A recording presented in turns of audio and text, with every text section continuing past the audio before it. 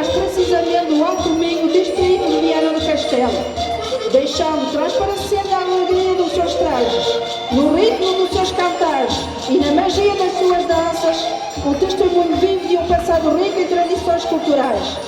Música muito ritmada que mostra a verdadeira força e alegria da gente do Alto Minho. Os trajes das nossas raparigas são o traje do domingueiro.